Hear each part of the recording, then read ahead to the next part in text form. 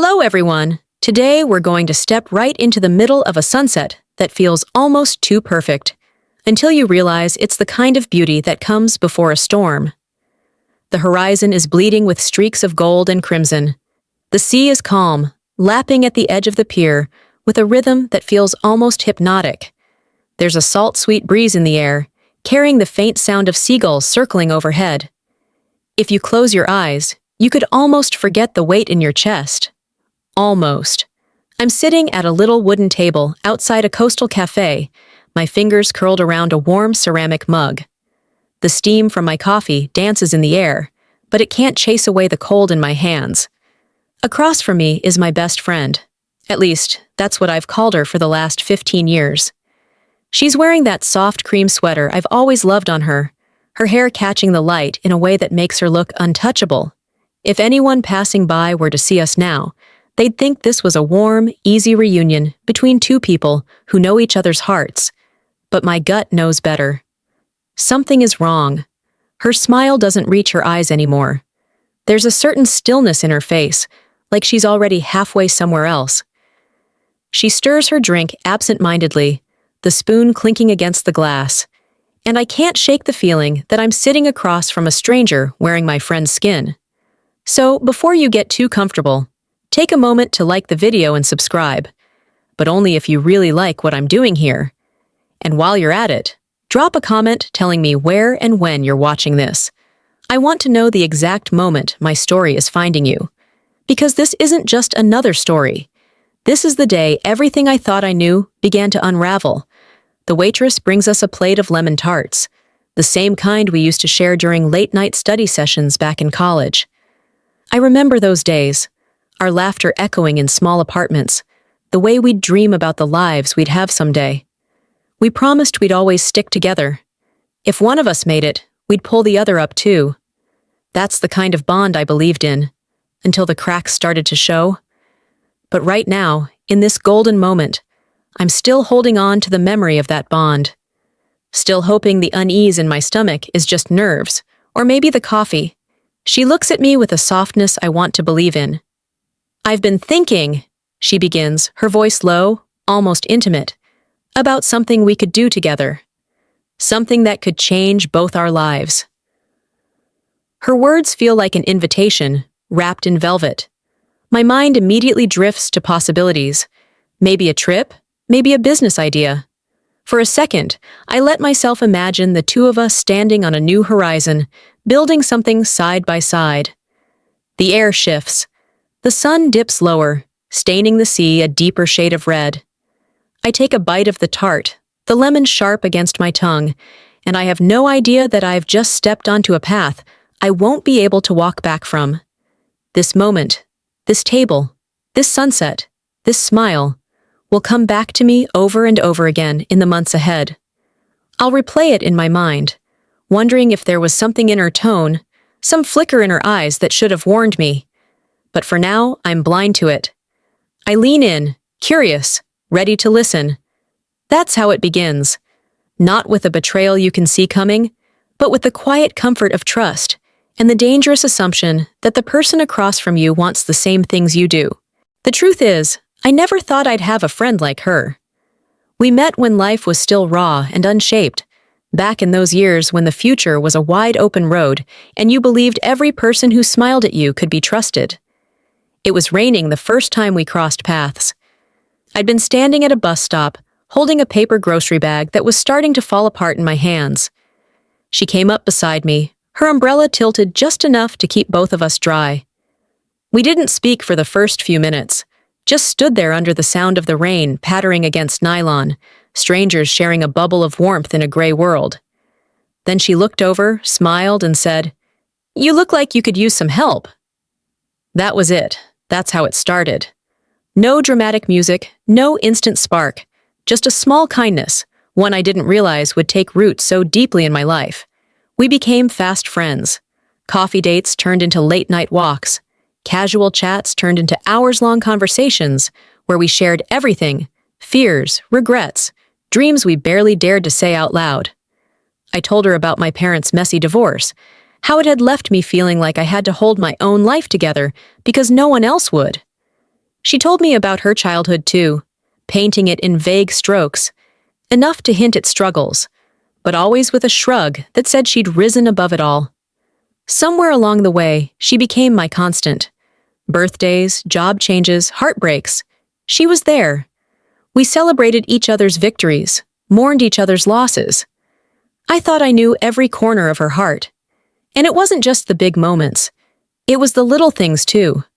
The way she remembered how I took my coffee without asking. The way she'd text me the exact meme or quote I didn't know I needed that day. Those small gestures built something solid in my mind. An unshakable bond.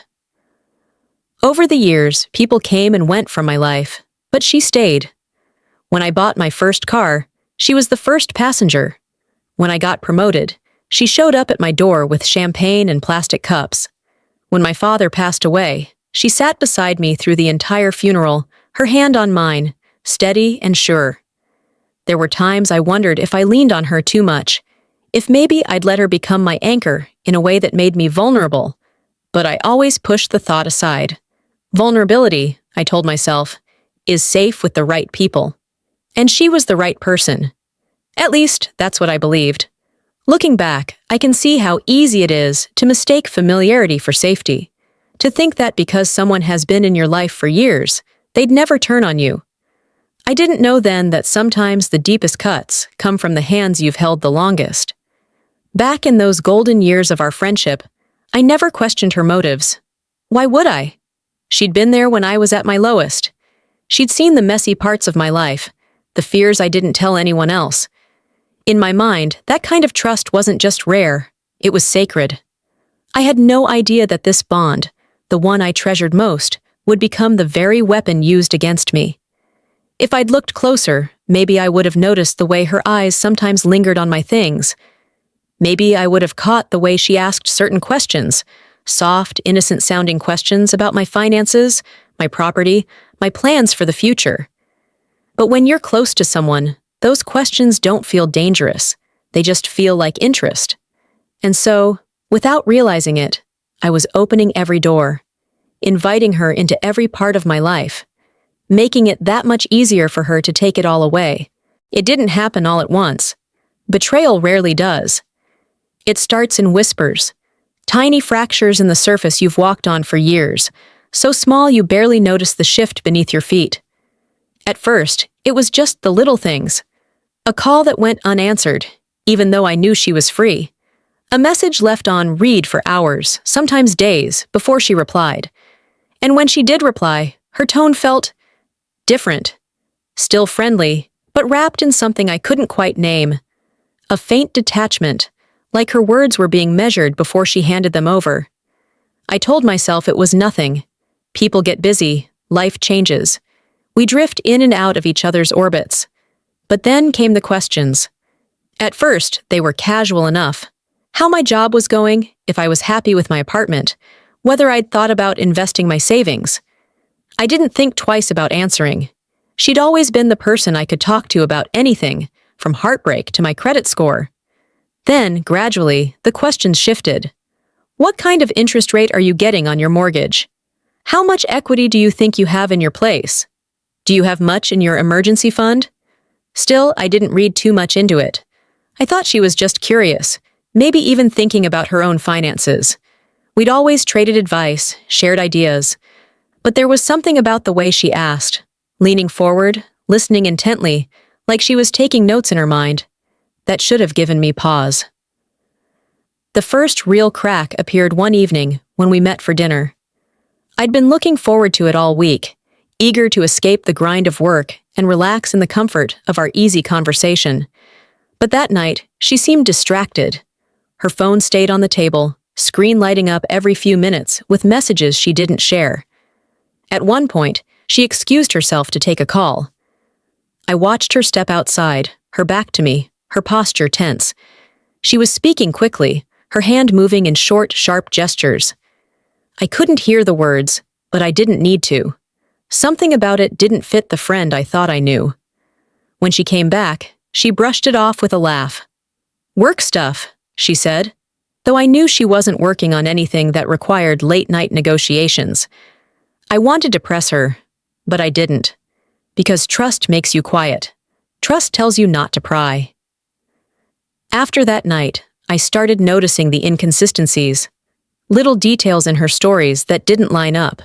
Places she said she'd been, but couldn't quite describe. People she mentioned, but never introduced. And then there were the absences. Days, sometimes a week, when she seemed to vanish. No calls, no texts. Then, out of nowhere, she'd reappear with a warm smile and an excuse that sounded just convincing enough to accept. Still, I clung to what we'd had. I reminded myself of the years behind us, of the way she'd once shown up for me when no one else did. I told myself that whatever was going on, it was temporary, that she'd tell me when she was ready. But deep down, I think I knew. I just didn't want to believe it. Looking back, those small cracks were warnings, each one an invitation to stop and ask myself why the ground beneath me felt less steady. But when you've built your life on the belief that someone will never hurt you, you train yourself to ignore the tremors. What I didn't know then was that she wasn't just pulling away. She was setting the stage, and I was about to step right into the role she'd written for me, without even realizing I was in a play. It happened on a Thursday evening, in that strange hour when the world hasn't decided if it's still day or already night. The sun was low but stubborn, spilling light through the blinds in my living room and painting the floor in gold stripes. I was curled up on the couch, half watching a cooking show and half thinking about how quiet the apartment felt. That's when she called. Her voice was warm, excited, carrying that familiar spark I'd missed lately. "I've been working on something," she said, the words spilling over each other like she couldn't get them out fast enough. "And I think you're the only person who could do this with me." I sat up. It had been weeks since she'd sounded this alive. I didn't even know what this was, but the way she said it made me want in. "Tell me," I said, already smiling. She launched into it. Her vision of opening a boutique cafe/wellness space. Not just coffee and pastries, but a place where people could take yoga classes in the morning, sip herbal teas in the afternoon, and browse shelves filled with local artisan goods. "It's about community," she said, "about creating something beautiful that people will keep coming back to." I could see it instantly. The wide windows spilling light onto polished wooden floors, the smell of cinnamon and espresso drifting through the air, the low hum of conversation in a space that felt like home. She made it sound perfect, and maybe it was. "I can't do it alone," she went on. "I need someone I trust, someone who knows how to handle the boring stuff, numbers, paperwork, keeping us grounded." She laughed softly. "And that's you. You've always been the steady one." Something in me swelled at those words. Steady. Trust. Needed. After months of feeling her slip away, here was my best friend, pulling me back into her orbit with the promise of something we could build together. She talked about how she'd found a location, an old brick building on a corner street, filled with character but in need of love. The rent was reasonable, she said, and the owner was eager to lease it to someone who would keep the spirit of the place alive. "We could make this ours," she said, her voice almost a whisper. "Think about it. Our names on the sign. Our place." I didn't need much convincing. By the end of that call, my mind was already leaping ahead to menu ideas, marketing strategies, even the playlist that would run in the background. I felt awake, hopeful. When we met 2 days later at the space, I fell in love with it immediately. The exposed brick walls, the arched windows, the faint scent of history clinging to the wood beams. It was as if the building was waiting for us. She walked me through her plans, gesturing with wide, eager sweeps of her hands, her eyes glowing with possibilities. We stood in the center of the empty room, the late afternoon light pouring in through the windows, and I thought, this is it. This is the next chapter. Of course, there were logistics. She mentioned she'd been talking to a lawyer about forming an LLC, just to make sure we're protected. She had the documents ready, she said, and all we'd need to do was sign. "It's standard," she assured me. just to split responsibilities and profits evenly. She slid the papers across the table at the cafe down the street. I scanned them, but I didn't read every line. Why would I? This was my best friend. We'd survived heartbreak, career disasters, family chaos together. She wouldn't put something in front of me that would hurt me. I signed where she pointed. My signature looped neatly across the page, binding me to something I didn't fully understand.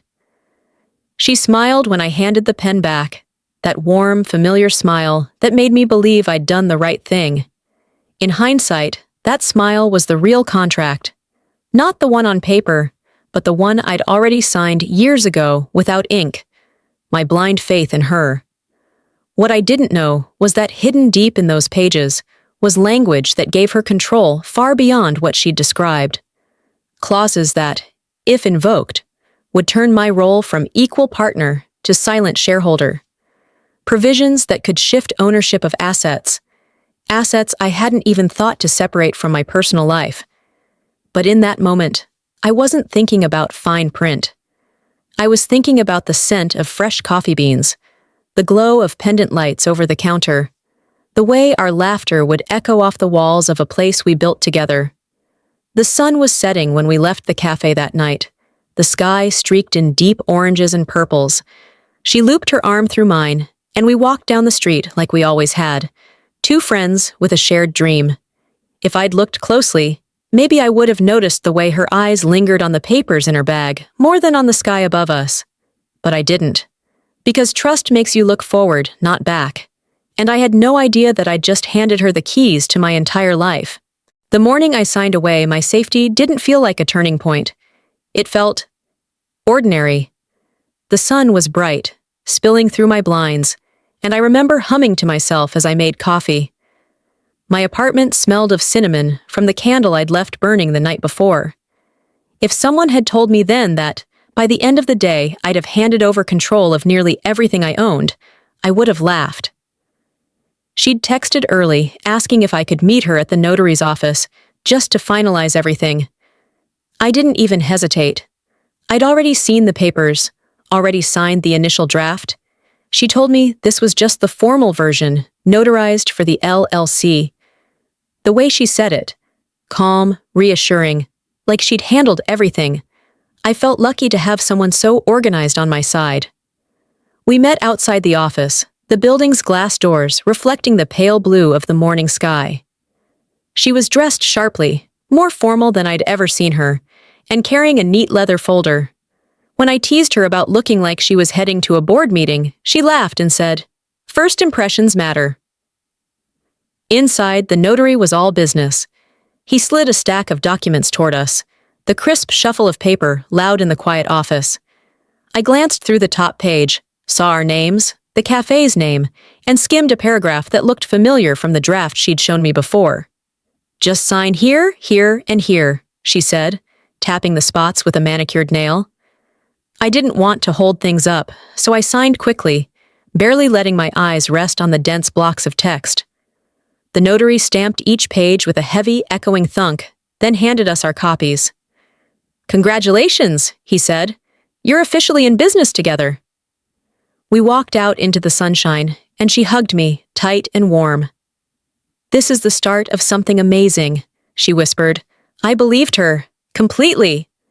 That afternoon, we celebrated in the empty cafe space. She'd brought a bottle of champagne, and we drank straight from paper cups, sitting cross-legged on the dusty wooden floor. The sound of our laughter bounced off the bare walls. We talked about decor, menu ideas, even the playlist we'd have on opening day. It all felt so real, so ours. I didn't know, couldn't know, that buried in those documents was a clause tying my personal assets to the business in ways that would make me liable for any debts we incurred. I didn't know that she'd given herself controlling interest if either partner voluntarily reduced their operational hours, for any reason, which could mean anything from illness to simply needing a break. And I definitely didn't know that one line, buried halfway down page 7, stated that in the event of irreconcilable differences, the majority owner, her, could buy out the other partner's share at a value determined solely by the majority owner or her designated appraiser. But she knew.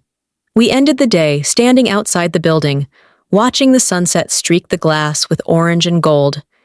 She slipped her arm through mine, and we talked about how, one day, we'd look back on this moment and smile.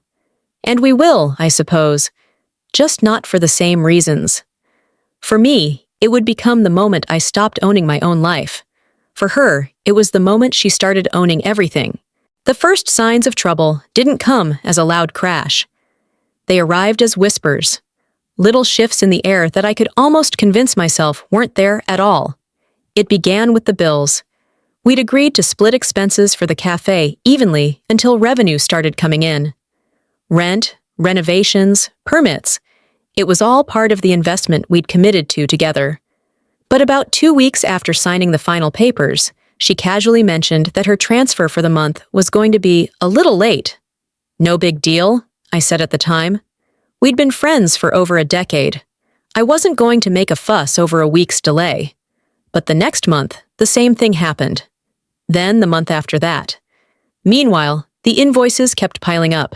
Contractors calling for payment. Suppliers emailing about deposits. I started covering the shortfalls with my own money, pulling from my savings, telling myself it was temporary. She always had a reason. A client hadn't paid her yet. Her bank was sorting out a mix-up.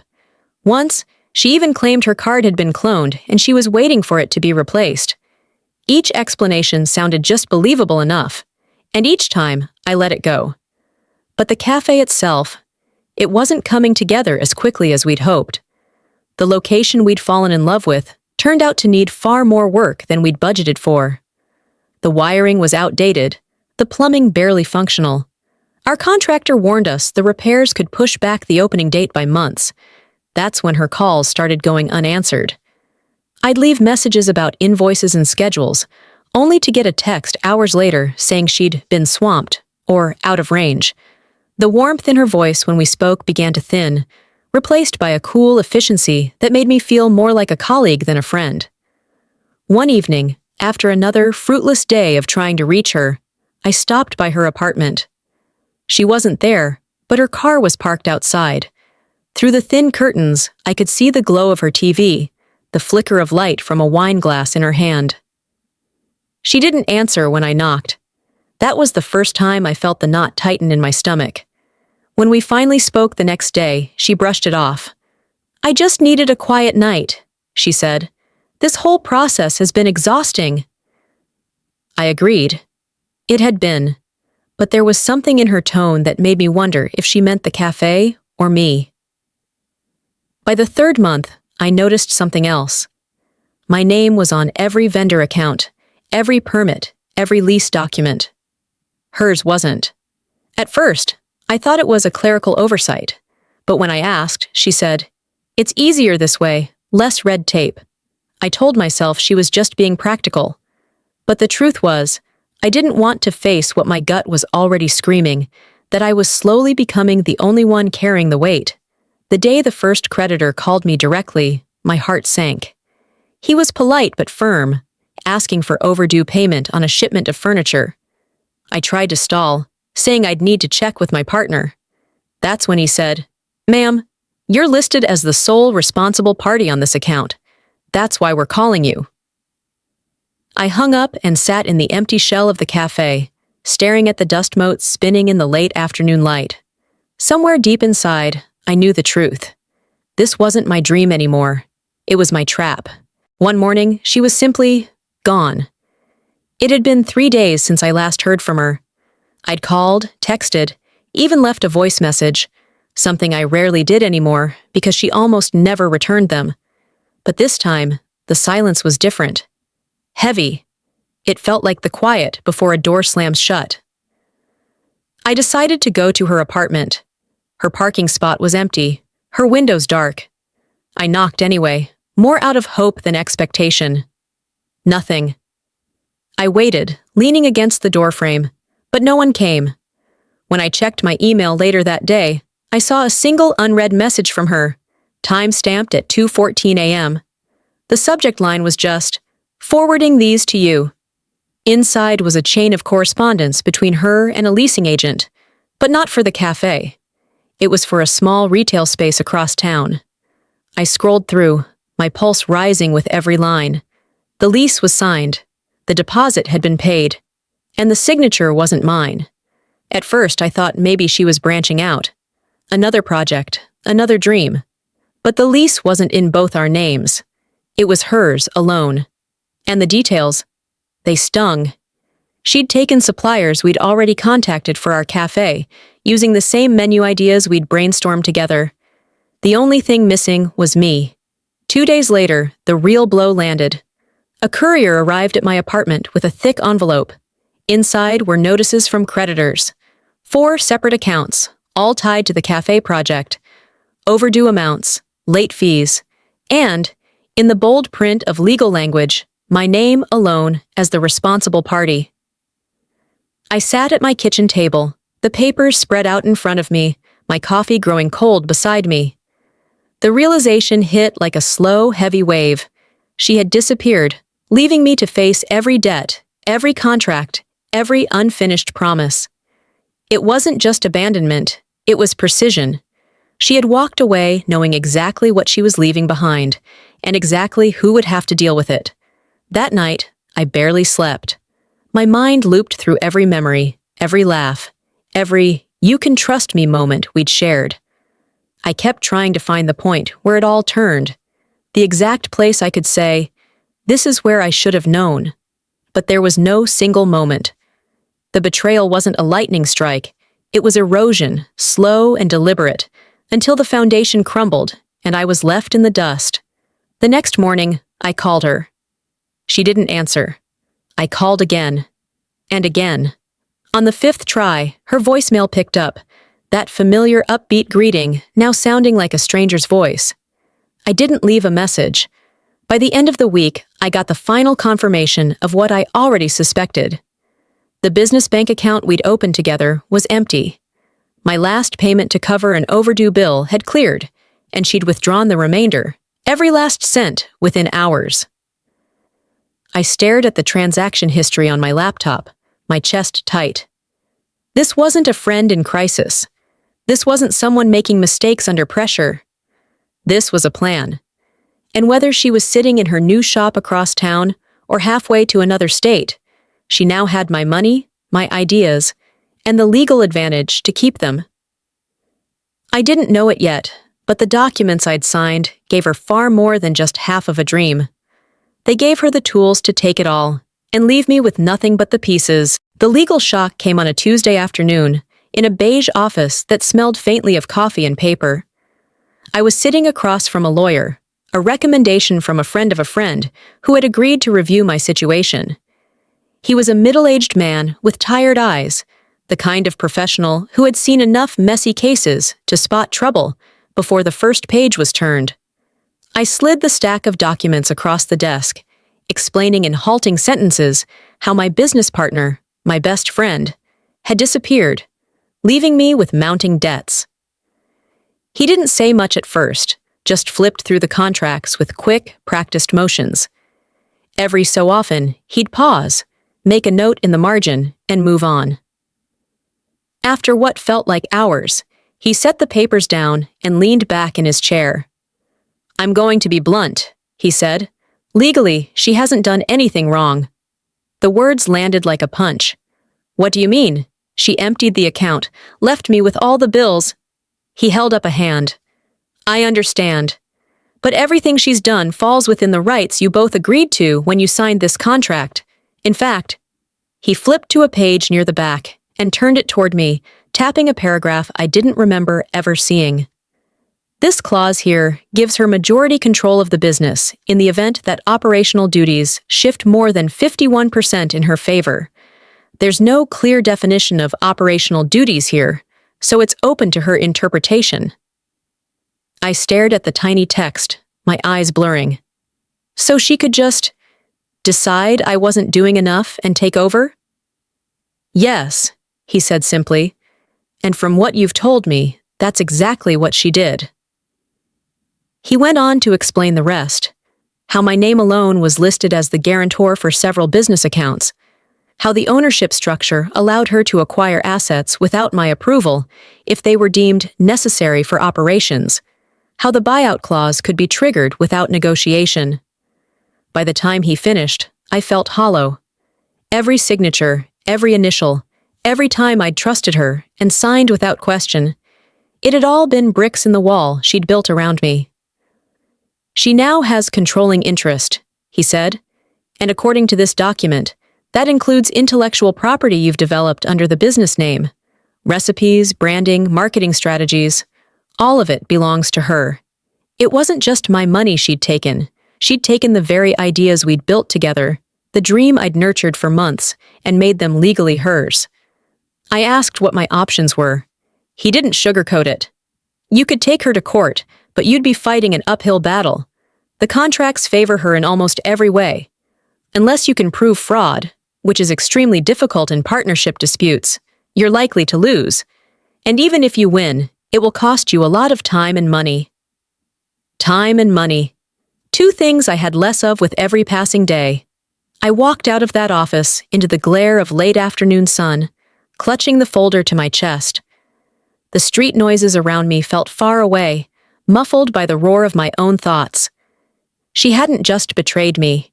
She'd outmaneuvered me, methodically, completely, and without leaving a legal crack for me to pry open. That night, I sat at my kitchen table with the documents spread out in front of me. I traced the lines of her signature, neat and confident, next to mine, bold but blind.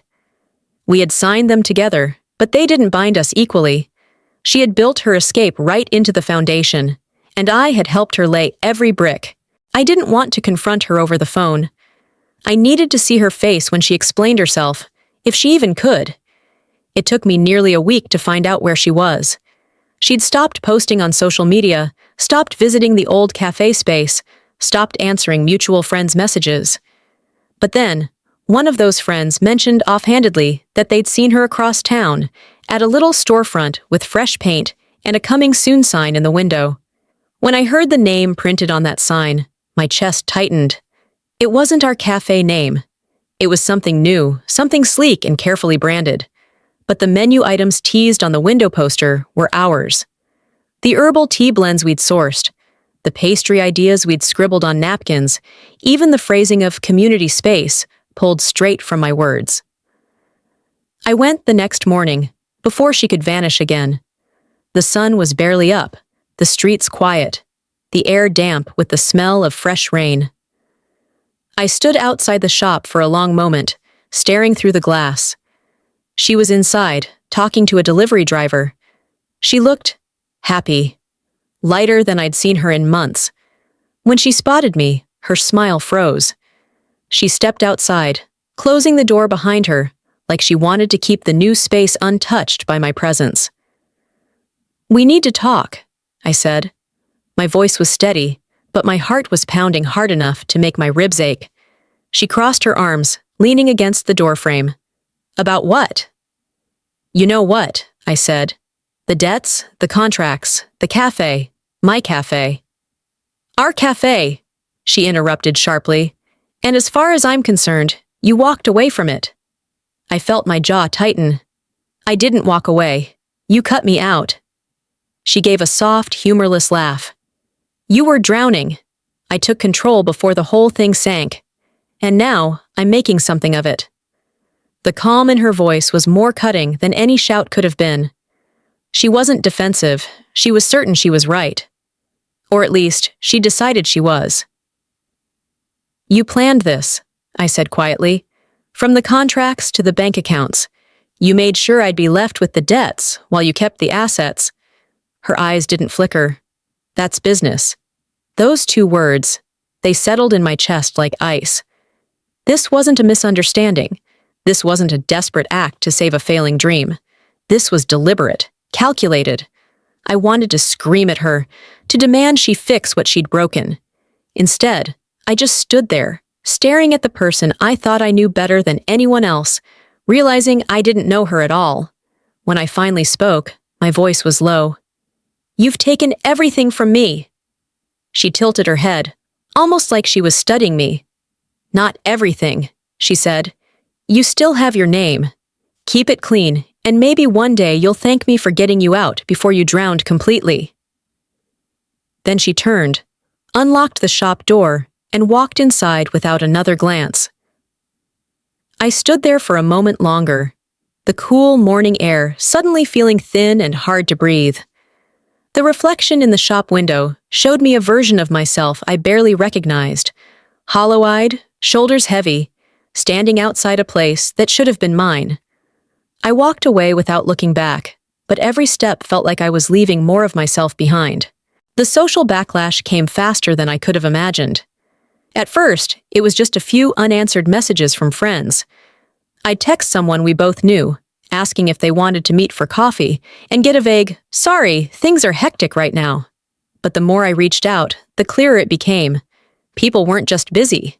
They were avoiding me. Then came the whispers. I'd walk into the grocery store and feel eyes on me, hear the faint hush of a conversation cutting off when I turned down an aisle. A mutual acquaintance, someone I'd known for years, crossed the street rather than pass me on the sidewalk. The truth came from the most unexpected place. A neighbor. We'd always exchanged polite hellos, nothing more. But one afternoon, she caught me outside my apartment and hesitated before speaking. "I don't know if I should tell you this," she began, her voice low. "But she's been talking, saying you mismanaged the cafe, left her to fix your mistakes, that you drained the business accounts to cover your own debts." For a moment, I couldn't speak. "She said what?" The neighbor shrugged apologetically. "I don't know the truth, but people believe her. She's convincing." Convincing. Of course she was. She'd always had a talent for spinning stories, making herself the calm center of any storm. And now she was using that skill to turn the people we knew, the people I thought would stand by me, into her allies. It worked. Invitations stopped coming. Calls went unanswered. Even family members began asking cautious, pointed questions, as though they were trying to piece together whether the rumors were true. I tried to defend myself. I reached out, explained my side to anyone who would listen. But there's a funny thing about lies. They stick faster than the truth, especially when the liar gets to speak first. By the time you start telling your story, people have already decided what they believe. The worst blow came from someone I considered a close friend. She'd been there for birthdays, for holidays, for late-night phone calls when life felt impossible. When I called her, desperate for a voice that didn't look at me with suspicion, she sighed. "I just don't know what to think," she said. "You both have such different versions. And honestly, she's always been good to me." I hung up feeling smaller than I'd ever felt. In the span of a few weeks, she had managed to dismantle not just my financial stability, but my social foundation. The network of people I'd built over years was suddenly gone. That's when it really sank in. This wasn't just about money. This was about control. By taking my reputation, she'd taken away the possibility of building something new, at least in the circles we'd once shared. She'd closed doors I didn't even know could be closed. I used to believe that when you lose everything, you still have your name.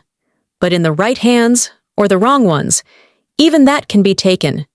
And she had both the hands and the will to do it. The financial collapse wasn't a dramatic moment. It was a slow unspooling, like watching a rope fray thread by thread until it finally snaps. The first creditor call had shaken me, but I'd still believed I could handle it. I had savings. I had credit. I had time.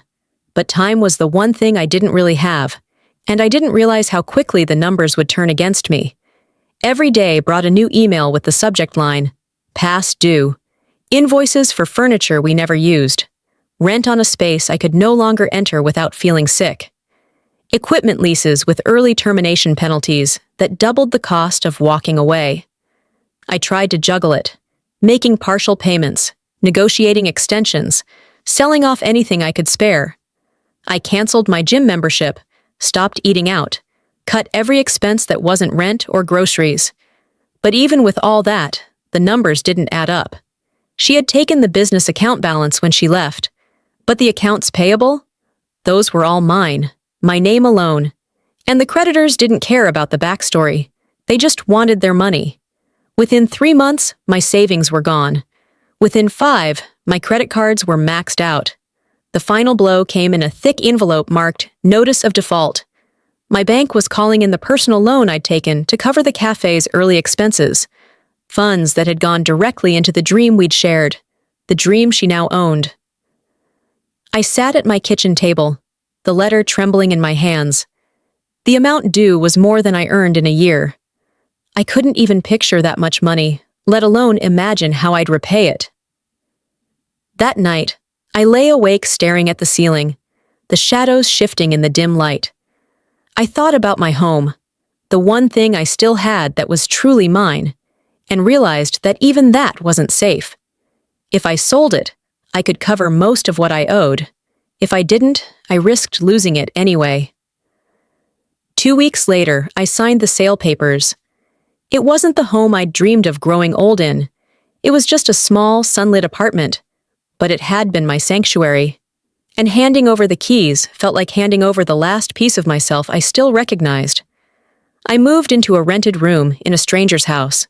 The walls were thin, the kitchen smelled faintly of mildew, and my bed creaked every time I turned over.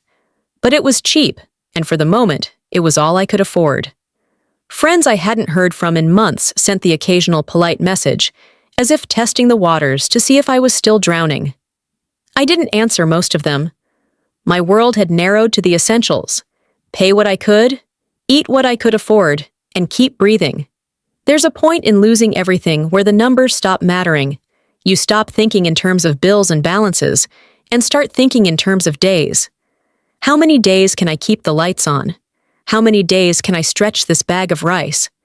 How many days until something, anything, changes? And yet, in that stripped-down existence, I began to notice something else. I wasn't just broke, I was empty. Because it wasn't only the money she'd taken from me. She'd taken the future I'd planned, the stability I'd fought for, and the trust I'd spent my life building. And without those, every step forward felt like walking barefoot on broken glass. I'd thought the cafe's failure would be the hardest part to accept, but it wasn't. The hardest part was realizing that she had succeeded, exactly as she'd intended, while I was left in a rented room with nothing but the echo of what we used to be. The lowest point wasn't a single day. It was a season, long, gray, and heavy, where every morning felt the same and every night felt longer than the last. I'd wake up to the thin light leaking through the blinds of my rented room, the hum of someone else's refrigerator in the kitchen down the hall. My belongings were reduced to a few suitcases stacked against the wall, a small desk, and a narrow bed that made my back ache. The silence was the worst. When you live alone, silence can feel peaceful, chosen. But when you're living in a place that isn't yours, that quiet feels like a reminder of everything you've lost. I started keeping odd hours, walking late at night because the streets, empty and cool, felt kinder than the daylight.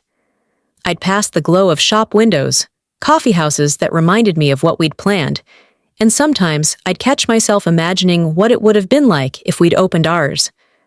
But those daydreams always ended the same way, with her name on the door and mine erased entirely. Money was tight.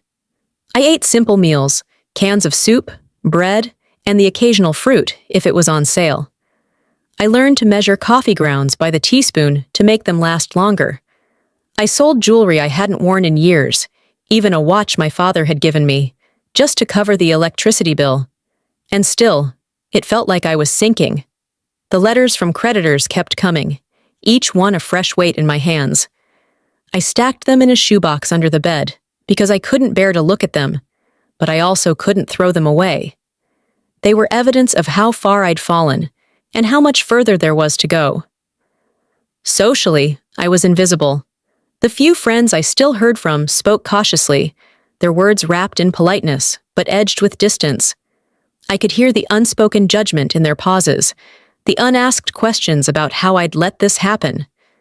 Some nights, I'd lie awake replaying the last year in my head, hunting for the moment I could have stopped it all. Was it when I first noticed her questions about my finances? When I signed the final contract without reading every line? When I let her delay those early payments, telling myself it was temporary, the truth was, there wasn't one moment. It was all of them. A chain of small choices, each one just reasonable enough to feel safe, until they'd wrapped around my neck. And yet, even at the lowest point, part of me still held on to something. Not hope exactly, but the stubborn belief that this couldn't be the end. That there had to be a way to stand back up, even if it wasn't the life I'd known before.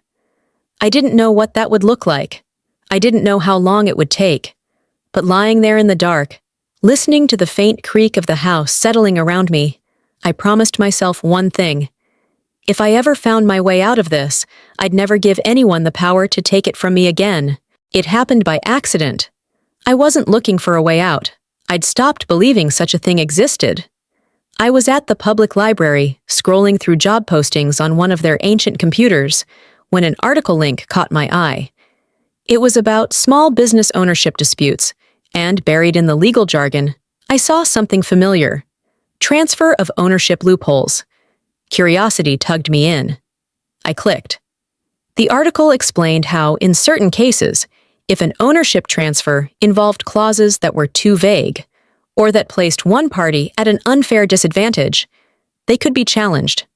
Not reversed easily, but challenged. I almost laughed out loud. The contract she'd made me sign was nothing but vague clauses and tilted terms. Still, the article made it clear. This kind of case required evidence, strategy, and a willingness to risk losing what little you had left. That night, I dug out the folder with the original documents, the ones I'd shoved into a drawer the day the lawyer told me my chances were slim. I laid them out across the floor of my small room, reading line after line by the glow of a desk lamp. There it was, on page 9. A section about intellectual property that used language so broad it could apply to anything, or nothing. Another clause on page 12 gave her the right to buy out my share at fair market value, but nowhere did it define how that value would be calculated, or by whom. The more I read, the more I saw it. Cracks. Thin, hairline fractures in the wall she'd built around me. Of course, seeing them and breaking through them were two very different things. Pursuing legal action would mean hiring a lawyer again, paying fees I couldn't afford, and risking what little stability I'd scraped together in the months since the collapse. But I also knew this. If I walked away now, it was permanent. She'd keep everything, no questions asked, and I'd live the rest of my life wondering if I could have done something. The idea settled into me like a spark in dry grass, small at first, but growing hotter the more I thought about it. I started researching late into the night, piecing together any case studies I could find, reading about others who had clawed back what was taken from them. It wouldn't be easy. I'd have to gather proof, not just of what was in the contract, but of how it was used against me. I'd need correspondence, timelines, witnesses who could speak to the way she'd handled the partnership. The thought was terrifying, but it was also the first time in months I'd felt something other than helplessness. The loophole might not give me everything back. It might not even give me much at all. But it was something, a thread to pull at, and if I was willing to risk what little I had left, it could be the thread that unraveled her entire plan. The decision didn't come quickly. For weeks, I wavered, caught between the urge to fight and the fear of losing what little ground I'd regained. Some nights, I'd spread the contract pages out on the floor again, tracing each line with my finger like I could will the truth into something I could use. Other nights, I'd shove the folder back into the drawer, telling myself it wasn't worth the risk, that I needed to focus on rebuilding what I could in peace. But peace never came. Not really. I'd still see her name sometimes, tagged in a photo from her new cafe, smiling beside local influencers. I'd overhear people at the market talking about that lovely new place across town. Once, while walking past a bus stop, I saw an ad with her logo on it. She looked radiant in the photo, confident, successful, and every time, it felt like a fresh bruise. The truth was, I couldn't move on while she was still thriving on what she'd taken from me. I didn't need revenge, not exactly, But I needed the balance restored, even a little. The loophole I'd found wasn't a guarantee. The lawyer I consulted made that clear from the start. "You're walking into a storm," he warned. "If she fights back, and she will, it could drain you. You have to ask yourself if the fight is worth the cost." It was. Not because I thought I'd win outright, but because doing nothing would cost me more in the long run. My dignity, my sense of agency, the part of me that still believed I could stand up for myself. We filed a claim challenging the buyout clause and the intellectual property section, arguing that the language was overly broad and that she had exercised it in bad faith. The filing alone felt like a small act of defiance. My name in bold print on a document that, for once, wasn't weighted against me. When she received the notice, she didn't call. Instead, her lawyer sent back a letter dripping with condescension, warning me that I was inviting financial ruin by pursuing this. It should have scared me, but instead, it only made me more certain I was doing the right thing.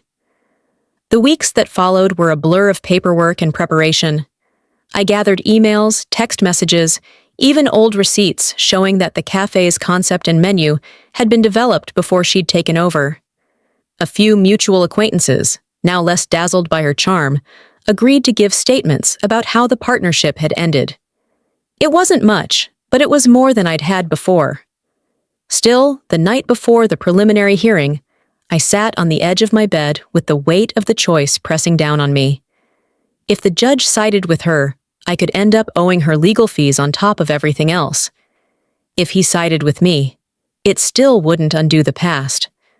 But it might, just might, give me back a piece of what she'd stolen. By morning, my mind was set. I put on my one good blazer, tied my hair back, and walked into the courthouse with my head high.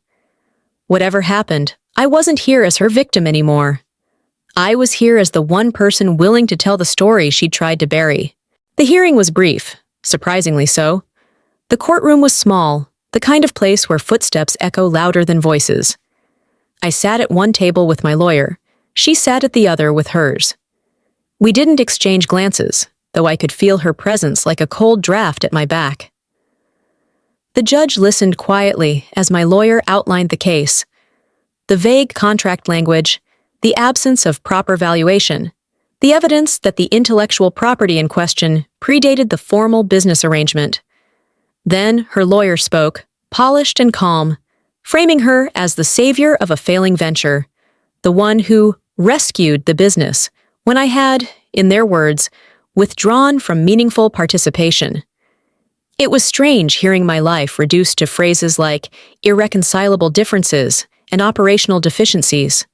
Cold words, stripped of the months of friendship and trust that had led to this moment. The judge didn't make a ruling that day. He said he'd review the evidence and deliver his decision in writing. And just like that, it was over. For now. I walked out into the late afternoon light, feeling lighter. Not because I thought I'd won, but because I'd done what I came to do. I'd stood in the same room as her and refused to shrink. The weeks that followed moved slowly. I went back to my part-time job, back to my small rented room, back to the quiet rhythm I'd carved out for myself. But something had shifted. I no longer flinched when I saw her logo in town. I no longer avoided the street where her cafe stood. When the decision finally came, it wasn't a sweeping victory.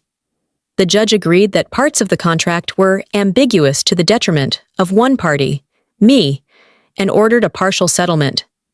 It wasn't enough to rebuild my old life, but it was enough to clear my debts and give me breathing room. I remember holding that letter in my hands, the numbers printed in neat black ink. It felt surreal, like touching a door I thought had been sealed forever. I didn't rush to spend it. I didn't make grand plans. Instead, I let it sit in my account, untouched, a quiet reminder that I had pulled something back from the wreckage. A few days later, I found myself at the beach where we used to meet for coffee. The sun was setting, the sky painted in warm streaks of gold and pink. I stood there for a long time, letting the breeze carry the last bits of salt from the waves to my skin. This time, I wasn't thinking about her, I wasn't replaying our conversations or wondering what I could have done differently. I was just here, present, watching the sun slip into the horizon, knowing the night would come but not fearing it. Sometimes the ending isn't a grand triumph. Sometimes it's just the quiet knowledge that you survived. And in that moment, I realized survival was enough. For now. The tide came in slowly, erasing footprints in the sand.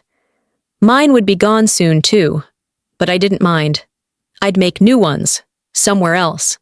On my own terms. I turned away from the water, ready to walk forward into whatever came next. Thank you for reading the whole story. Hope you will support my next products.